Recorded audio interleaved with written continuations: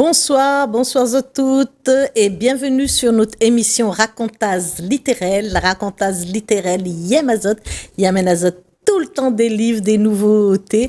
Et bien ça l'est possible avec ma chère et charmante Kelly. Bonsoir Kelly. Bonsoir Koulsoum, bonsoir Zot toutes et Zot tous. Et oui, toujours pareil pour proposer à Zot un petit l'ambiance littéraire. Et ce soir, nous ça sous la varangue avec Monsieur Chabiran, Christophe Chabiran. Bonsoir. Bonsoir. Alors bonsoir Christophe. Monsieur Chabiran, c'est un habitué de nos plateaux parce qu'on l'a reçu plusieurs fois sur Télé Créole. On a présenté plusieurs fois ses œuvres. Alors d'abord, pour une grande partie, tu avais commencé avec des recueils de nouvelles. Oui. Moi j'en ai plein. Bleu Nuit, j'ai Aigues Marines, j'ai Les Yeux Verts, Conte des Fingas, Origine, Halloween et un peu, j'ai dû encore en oublier.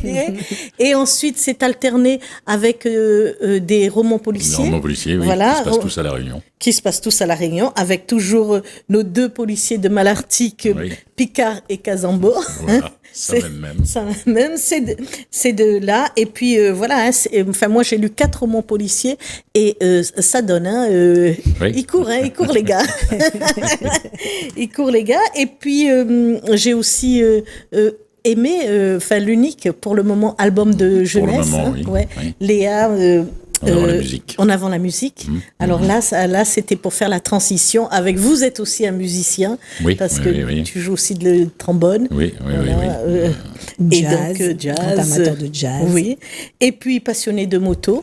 Oui, également. Voilà. Oui. Et puis peut-être bien d'autres choses que on ne sait pas encore, mais qu'on va ça fait découvrir. déjà pas mal. C'est clair. Ça occupe bien mon temps. Voilà. Et donc tu nous reviens avec un nouveau recueil de nouvelles, oui. Les contes de la varangue. Oui. Et donc, moi, j'ai adoré le prologue. J'ai aimé cette explication qu'on a dès le prologue. Alors, tu vas nous expliquer. Alors, pourquoi ce choix? Pourquoi la varangue? Parce que tu nous as habitués quand même avec ces allers-retours à la Vendée, que tu adores, la Vendée, un peu la Bretagne, puis la Réunion. Oui. C'est deux, voilà. Et donc là, t'as rayonnité, créolité, c'est vraiment manifesté c'est vraiment, à l'intérieur des contes de la varangue et ça fait vraiment plaisir à lire. Alors, je voulais par ce biais-là, les contes de la varangue, puisque la varangue c'est quand même une institution dans l'habitat traditionnel réunionnais qui malheureusement avec les HLM risque de disparaître, malheureusement, toujours un peu nostalgique. Depuis le temps que je suis à La Réunion, j'ai quand même vu évoluer. Et il y a plein de choses bien, forcément, dans la modernité, pour contenter tout le monde, mais il y a aussi des choses agréables qui disparaissent. Donc la varangue, c'est ce lieu sacro-saint entre l'intime et le public.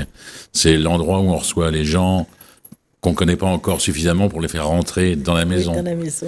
Et c'est aussi le lieu où on se raconte des histoires. Donc c'était un prétexte pour servir mes contes sous cette fameuse varangue. Ah oui, j'adore. Exactement. Et donc je vais rebondir sur la notion de conte. Moi, quand j'ai lu donc le recueil, je me suis dit, alors ça m'a fait penser à des chroniques, en fait, des chroniques de la vie quotidienne. Parce qu'en fait, on a l'impression que ton œil, voilà, il observe, donc des différents portraits en fait de cette société réunionnaise que tu aimes, ça se sent. Et justement ce regard-là, tu es à La Réunion depuis 1989, c'est ça, 86. Ça fait presque 40 ans. Voilà, presque 40 ans. Quelle est ta vision de cette société réunionnaise, justement? Ma vision, je l'exprime un peu dans les contes, puisque ce que j'aime beaucoup, moi, c'est des gens ordinaires et puis auxquels il peut arriver des choses extraordinaires. Exactement. Et donc, on va rebondir sur la première nouvelle avec Juliano et Lisette. Oh là là. Mais moi, ça m'a fait penser à un Bonnie and Clyde créole. Tu vois, je me suis dit, mais c'est exactement ça. Un peu. Il sort là-bas, on va pas tout dire. Et puis au final, bam, voilà, c'est ça. Oui. Alors là, c'est incroyable. Là, je me suis dit vraiment. Vraiment, c'est vraiment, il y a que quelqu'un vraiment qui connaît bien cette société qui peut écrire ce genre de truc, parce que ce jeune garçon, en fait, il se débat Et l'amour le tient, quoi. Ah oui, c'est un petit cagnard, mais il est amoureux. Il est Exactement. amoureux. D'ailleurs, il le prouve jusqu'au bout. Ouais. Exactement. Ouais. Et dans cette société, on a toujours ces gens-là qu'on a l'impression qu'ils sont un peu marginaux. Et puis voilà. Et donc, en parlant aussi, le SDF, la nouvelle avec le regard du SDF. Joyeuse Pâques. Ah oui. Voilà, joyeuse Pâques, j'ai Mon aimé. anniversaire. Voilà. Et puis on retrouve le motard que tu es. Hein. Oui. Voilà, avec cette espèce de regard que, en fait, on n'a pas toujours vers ces personnes-là. Et finalement, tu lui donnes un peu de lumière. Je m'aperçois qu'il est largement autant humain que moi. Exactement. Oui, c'est ça. Et c'est ce que j'ai bien aimé dans ces nouvelles, c'est qu'à chaque fois, en fait, dans tes chutes, il y a le petit coup ciselé là, à la fin, là, qui vient nous couper. Et puis, une petite moralité. Une petite moralité, une petite, tu vois, une petite leçon de vie. Donc voilà, c'était volontaire de ta part, ce petit côté moralisateur. Je sais pas, ça doit tenir à ma personnalité aux lectures. J'ai toujours adoré les fables de La Fontaine. Ah, il y a ce petit côté qui finit là, qui donne un petit côté. Et j'allais dire que j'ai senti que ton écriture avait un petit peu changé et que les contes de la Varangue, c'est un peu particulier. Par rapport à ce que tu avais déjà écrit, particulier. Donc c'est vrai qu'on sent son regard un peu plus, mais on a l'impression aussi qu'on sent lui, voilà, j'ai l'impression ta personnalité à travers. Intimiste, voilà. Quand on te connaît un peu, on sent qu'il y a, de toute façon, on écrit avec son cœur, ses tripes, avec tout, quoi. Donc ce qu'on est, quoi. Mais puis le fait aussi que ça soit exclusivement des nouvelles réunionnaises. C'est ça, peut-être aussi. C'est peut-être ça aussi. Qui nous touche un peu plus que. C'est le lecteur réunionnais est forcément plus sensibilisé, il va forcément être plus touché par des nouvelles des endroits déjà, les endroits où ça se passe, ils sont connus. Les endroits, et puis les références, on les connaît. La Racande, on sait ce que c'est, la boutique chinoise, on sait. J'ai rigolé. Les coupeurs de canne, on sait ce que c'est. J'ai rigolé il y a pas longtemps parce que j'étais en dédicace dans une librairie et une des employées était créole. Elle avait lu, elle commençait à lire le bouquin, elle m'avait dit qu'elle connaissait pas le mot Baker de Clay. Ah! Mais oui, peut-être, parce que c'était. Donc j'étais surpris parce que moi je le connais, mais je suis pas d'ici, donc c'est ça. Enfin, tu es pas d'ici. On peut dire que tu es déjà rayonné, hein. Oui, donc je me considère comme tel. Mais ça fait 40 ans quand même. Non, puis j'ai bien progressé en créole, ne serait-ce qu'avec les marmailles, avec la musique aussi beaucoup. Ben oui. Alors moi j'ai une question, c'est que quand on écrit une nouvelle. Est-ce qu'on commence par la fin, en se disant, voilà, je vais arriver à cette chute-là, parce que moi, ça m'a toujours intrigué. Mais comment il arrive? Alors, je regarde, je dis, mais non, c'est pas ça que je pensais. Ça, j'ai pas pensé, sauf pour le python. Oui, ça s'apprêtait quand même, avec le jeu de mots. Python, c'est le python, voilà. Le python, si, quand même. Mais je me suis dit, est-ce qu'on commence par la fin, ou est-ce que c'est en écrivant que la fin te vient? C'est variable. J'ai pas de règle. Je ne peux pas répondre, je sais pas. Des fois, oui, j'ai la fin en tête, donc je vais dérouler à l'envers, quoi. Et d'autres fois, non, je pars sur une idée de départ, et puis des fois, je suis surpris, je finis autrement que j'avais pensé. Ah non, mais en tout cas, c'est fabuleux parce qu'on est toujours très surpris, quoi. Et je pense que c'est le but d'une nouvelle. C'est carrément ça, sinon ça perd de sa saveur. Il ne faut pas que ça soit plat. Il faut que ce soit. Il faut surprendre le lecteur. C'est ça, c'est toujours très concis. Et j'ai remarqué dans tes nouvelles, en fait, il y a toujours soit un duo, soit un trio. Oui. C'est marrant, c'est-à-dire que tu ne vas pas au-delà des. Non, mais c'est souvent dans les nouvelles, il y a peu de personnages, de toute façon. Ça. Et puis c'est aussi peut-être parce que je suis musicien et que je joue en trio, en quartet. Voilà, tu fais une bonne, tu fais très bien ma transition parce que quand même la nouvelle Saint-Valentin. Ah oui. On a des passages quand même musicaux, éroticaux quand même.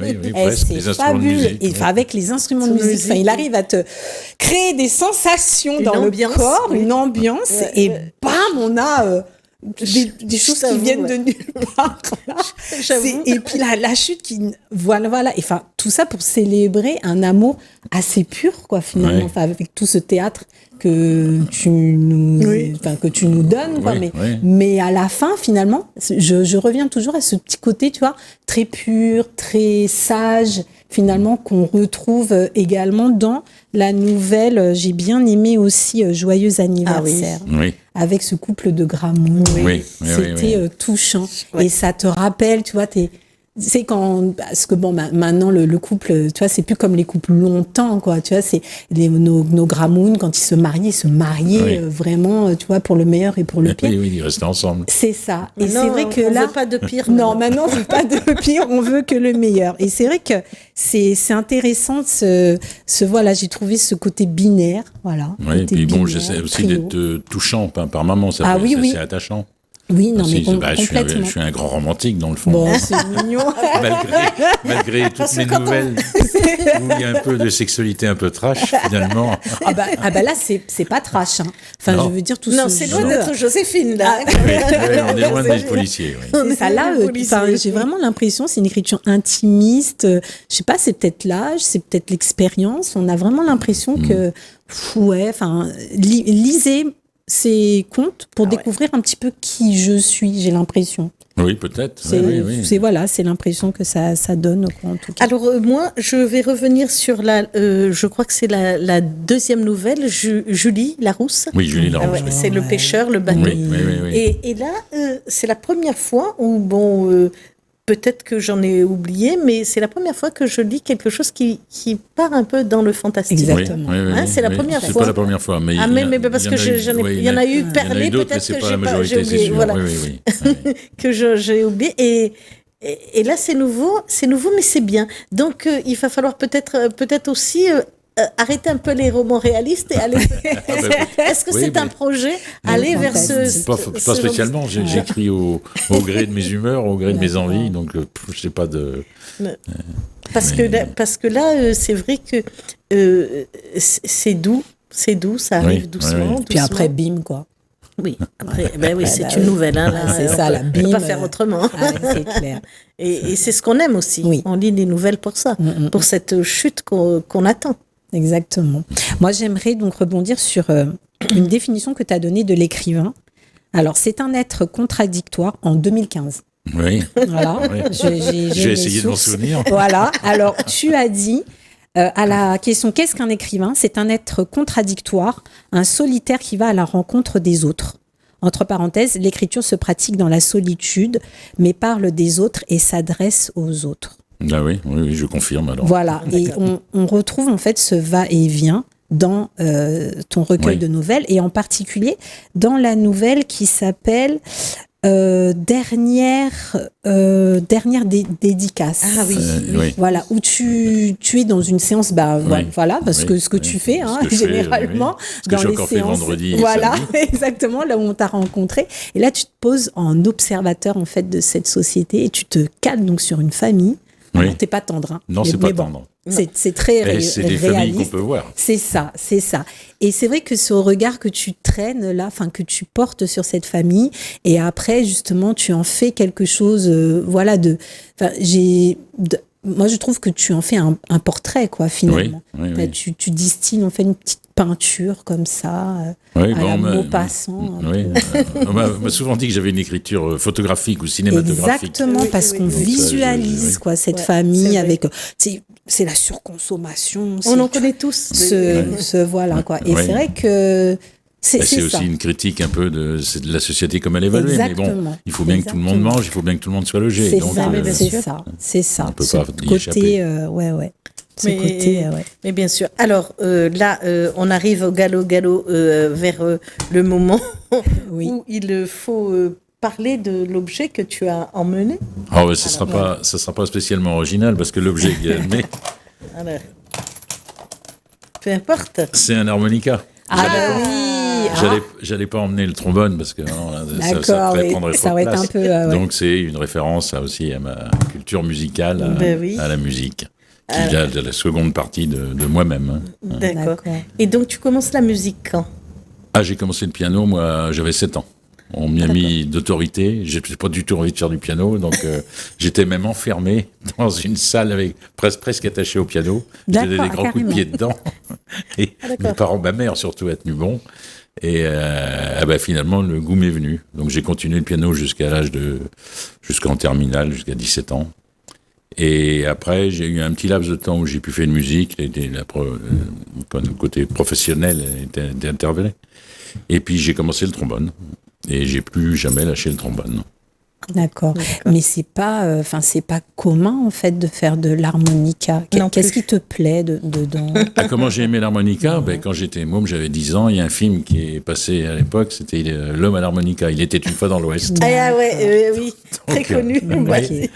Une référence. Il y a le gars qui a l'harmonica qu'on lui met dans la bouche avec son père est pendu au-dessus de lui sous ses épaules, il s'écroule et son père meurt. Quoi. Donc moi, ça m'a frappé. Avec un très bon copain, on s'est acheté les mêmes harmonicas, puis on a commencé à reproduire les chansons de l'époque sur l'harmonica. Voilà. Oui. Et puis c'est toujours des instruments à souffle. Hein, oui, parce que vous avez kiffé. C'est fini, hein, le piano. Non, le piano, ça m'intéresse. Enfin, c'est très, très pas l'instrument, c'est un instrument complet et tout, c'est merveilleux. Mais c'est pas mon truc. Moi, il faut souffler, il faut que ça sorte du corps. Il faut que ça respire. Et donc, tu dirais que c'est la musique qui nourrit l'écriture, ou c'est l'écriture qui nourrit la musique, ou c'est les deux en même temps?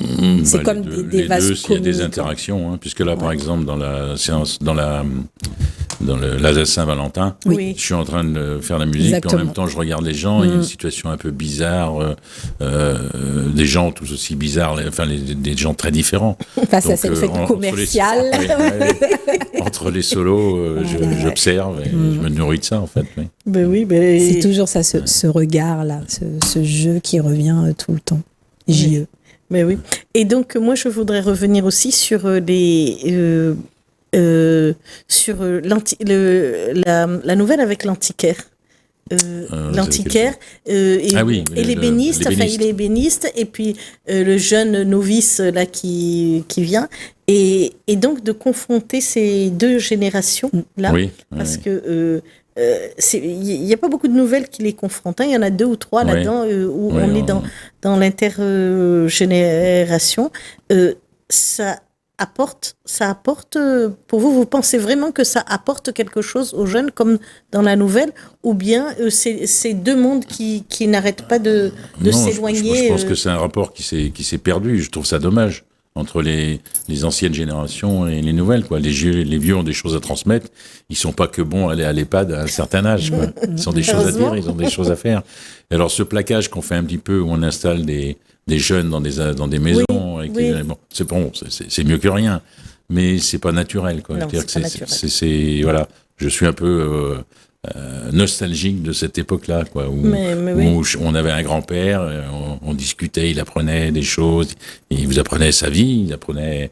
Moi, il me racontait la guerre, par exemple, des choses comme ça, une transmission. Il nous emmenait au champ, il nous emmenait à la pêche, il nous emmenait au bord de la rivière, je ne sais pas trop ce qu'il faisait entre les cailloux, le mien, mais bon, c'est ça. On a connu les rivières, on a ces images-là. Voilà, ces images-là. On a connu, et donc, si on pousse un peu la réflexion un peu plus loin, selon vous, comment cette société rayonnaise qui s'éloigne un peu de ces vieux, est-ce que c'est quelque chose qu'on doit essayer de casser dès maintenant? Oui, encore, je pense que la société rayonnaise est largement préservée par rapport évidemment, les villes de métropole. C'est sûr. Parce que après, il y a souvent en métropole, le travail fait on s'éloigne de son lieu de naissance. D'ailleurs, moi, je me suis éloigné de mon lieu de naissance. Je fais partie du monde aussi. Voilà. Mais c'est vrai que il faudrait essayer de garder ces liens, ces contacts entre les générations, bien sûr. C'est important. C'est ce qui m'a touchée dans cette revue. Alors, Kelly, on n'a pas beaucoup de temps. La dernière, pas du tout de temps. Hein. Voilà, mais juste, je vais faire une petite remarque sur la nouvelle La Gitane. Oui. Parce que j'ai eu l'impression que tu nous proposais une réflexion sur l'identité. Finalement, c'est pas trop d'où on vient, qui définit ce qu'on est finalement, parce que cette dame-là, finalement, elle se retrouve, on est en Espagne, elle a cette appétence vers le flamenco, tout ça, et puis après, finalement, elle se retrouve dans cette culture-là. Elle s'aperçoit que c'était presque programmé génétiquement, mais je crois assez à un certain déterminisme, qu'il soit social ou biologique. Je pense qu'on n'est pas là comme ça par hasard, et avec rien derrière, rien devant. Donc toi, tu te définis comme un Réunionnais avant d'être un Vendéen? Je me définais, c'est simple. Dans là, j'ai l'écusson de la Vendée. D'accord. Mais sous la gourmette, il y a écrit Florebo, Cocouquet. Voilà, double identité. J'ai les deux patries, patries de cœur. Exactement. Là-dessus, on vous dit au revoir, achetez-le pour Noël, on doit vous quitter. Allez, au revoir. Bonne et soirée. à bientôt. Au revoir et merci.